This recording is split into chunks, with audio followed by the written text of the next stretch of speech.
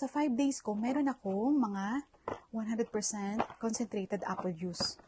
Ito yung available sa store, so ito na yung ginamit ko. So, 100% concentrated apple juice. 1, 2, 3, 4, 5. Sa isang ganito, konsumo ko na siya ng isang araw.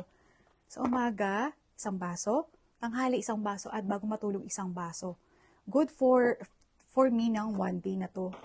Then, ang meal ko ay normal. Then, pagdating ng 6 days, yun na yung normal pa rin yung breakfast ko. Nag-fasting na ako at nag-start ako ng 7 p.m. Sa 7 p.m., may nakaprepare akong Epsom salt. Yung ingredients niya is magnesium sulfate. So, isang teaspoon ito. Isang teaspoon, ganyan. Lagay ko sa baso, may water, at minix ko siya, ininom ko siya. 7 p.m. yon. Then, inulit ko siya ng 9 p.m. So, kumuha ulit ako. Nilagay ko dyan with water, and then mix, and then ininom ko siya. Pagdating ng 11 p.m., nag-squeeze na ako ng lemon. So, ang nagamit kong lemon ay 4. Kasi, yung size niya kasi medyo malalaki siya. So, yan. Ito yung aking ginamit na 1/2 cup. So, dito ko siya nilagay, yung syrup niya. Then, nilagay ko sa baso. At ginamit ko to yung virgin olive oil. So, yan. 1/2 din. Then, nilagay ko siya dito sa baso. So, makikita mo yung difference ng kulay niya. Tsaka ng olive oil. Then, mix. Then, inom mo siya. 11. Pagdating ng morning, makikita mo na ang mga hinahanap kong diamante.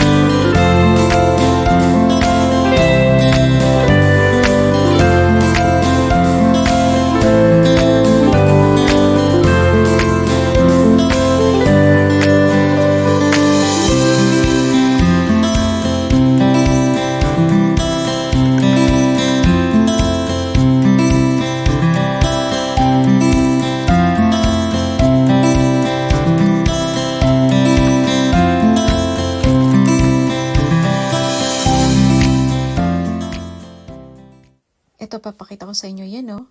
Yan ang lumabas, yung kaninang na-flash ko. Lahat yan. Actually, marami pa yan. Hindi ko lang talaga na makuha yung iba kasi kailangan dapat may yung strainer, yung salaan. Kasi iba medyo maliliit na hindi ko na kaya yun eh. So, yung ni-flash ko na. Ito yung medyo malalaki, yan yung mga nahawakan ko. Kaya, yan. Yan, tingnan nyo. Ang dami, no? Hindi ko ni-expect na ganyan ka dami na pala yan. No? Oh, imagine. Ano yan? Pagising ko, yun na.